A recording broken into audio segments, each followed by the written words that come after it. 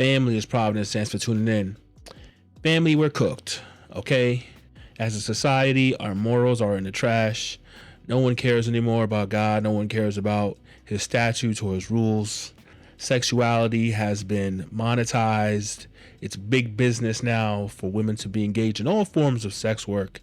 And we're at a point right now where mainstream individuals in the culture are calling stripping a form of art. Yes, art, family. Draymond Green, responding to San Antonio player Luke Cornett, said that the partnership that the Atlanta Hawks have with Magic City, a well-known strip club in Atlanta, is okay. And that is a partnership that should be promoted by the NBA, even though the NBA is a business, a family business for all individuals. It's meant to attract constituents from all ages, that it's fine for the Atlanta Hawks to partner with a local strip club. And if you've ever actually been to the strip club, you will know that stripping is art. I object to what Luke Cornett is saying. And the reason I object, as a man with a wife, as a man with daughters, as a man with sisters, and as a man with an amazing mother and an amazing grandmother and incredible aunts and nieces, Magic City is an establishment that was built by Mr. Magic, a business that he has had for over 30 years now, extreme success, with an option for females to work there. To point to protecting women or their esteem, you also have an option to go to that establishment. And people have been making that choice for 30 years, from the workers to the customers, making that choice for 30 years. I think to point out that they have esteem issues because that's the line of work they chose, I actually think is less protective of women, because you're condemning something as if it's actually an art. Like, I don't know if you've ever been, but like if you see it in action, it's actually a form of art. Might I mention that Cardi B is currently on a world tour selling out stadiums, and it is quite the entertaining show. I actually went at Chase Center a few days ago, selling out stadiums, and her background would be that. Now, Draymond starts by saying, hey, look, I've got a wonderful mother and sisters and daughters, and essentially, I love women, and yet I still support Magic City. And my issue with that is, just simply because you're a man with women in your family doesn't mean you actually love and respect women. There are many men, obviously all men are born to a mother. Many men have great relationships with their mother and the sisters and their daughters. But oftentimes we don't treat the women who are in our family with the same respect that we treat the women who are in our family. Many men sexualize, dehumanize women, treat them as purely sex objects, and they routinely treat women how they would never want their daughter to be treated. The question I have for Draymond is, would you want your daughter working at Magic City? What if it was your mama on that pole popping them cheeks? Would you be cool with that? Or your sister? Or if any of the women in your family were doing any other form of sex work, like if they had an OnlyFans, or if your daughter started doing porn, right? The question is not just, oh, I love women. I've got women who are in my family and I respect them. Cool. We treat oftentimes women who aren't in our family far differently. Now, I do think that Draymond makes a fair point that not all women who end up being a stripper or in sex work come from broken homes or have self-esteem issues. There are plenty of women who simply just choose to do it for the money or for whatever other reason they may be attracted to it. However, there are a large amount of women who go into sex work because of the fact that they've been marginalized and abused. And so while we shouldn't make any assumptions about women who do sex work, there is a trend that oftentimes women who do come from broken homes, who have been abused, end up doing that type of work and continue to be abused when they are in that type of work, because they're exposed to a caliber of men who feel like they can treat women however they want to because they're throwing cash at them. See, here is something that women have to understand.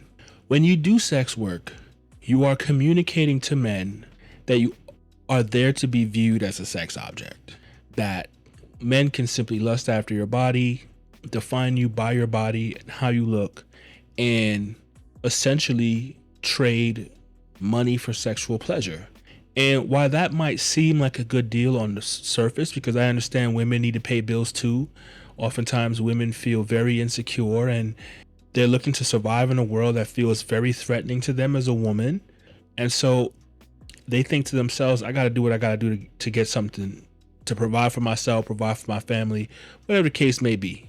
You have to understand that you're trading in your dignity for respect, and you're inviting men to treat you simply as an object, and they won't take you seriously or see the true value of what you bring to the table, but they will define you as simply as a whore, not to be taken seriously, only around for my sexual pleasure, and your true value will never be respected.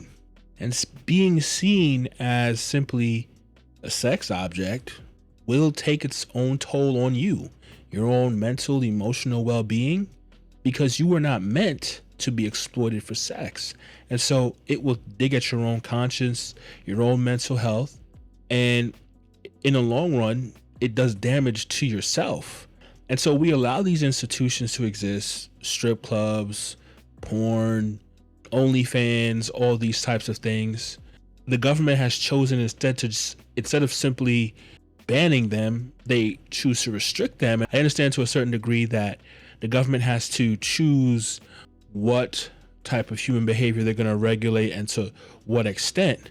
But simply because these institutions exist and they've been relegated to adult entertainment doesn't mean that it should be mainstream and that it should be promoted by businesses who seek to be mainstream and seek to be a venue for people of all ages to participate. And so if you are a grown man and you decide to go to this business because Draymond's like, oh, this business has existed for 30 years and it's very successful. Okay, cool. There are many businesses that have existed for many years and are very successful that are kind of shady and probably shouldn't be supported. Society is very complex in that way. And sex work is one of those things that has been regulated and it has existed for quite some time. But because it exists and people go to it and they can choose whether to go or whether not to go, doesn't mean that it should be automatically mainstreamed and promoted. Well, because it's been successful and it's been around for a while and people can choose whether or not they want to participate. And so he's going to say eventually that it's art. It's a form of art. And I think that that's very strange. I would like for him to explain what about it is artistic. Is it that the female body is beautiful to look at? Okay, cool. God made beautiful women. But that doesn't mean that every context in which someone is using their body for sexual purposes is a good context or that it should be celebrated. And even if somehow you agree that it is a form of art, the question I now have is, well, so what? We already know that there's some forms of art that are inappropriate in certain contexts. Someone can make a rap song and that's a form of art, but 98% of rap songs you probably can't play when the kids are around. Or even full grown adults wouldn't want to hear certain rap songs. There's certain rap songs you probably wouldn't even play out loud if you're at work because of some of the lyrics. And so just because it's a form of art means nothing. I mean, think about it. If someone was to paint a painting of a nude woman, you probably wouldn't want to display that painting in, I don't know, a public library or a school or something like that, right? And so because it's art, that doesn't necessarily mean that it's okay to exist in every context. And so you have to ask yourself, what is the NBA? What are the teams in the NBA and what are they looking to do?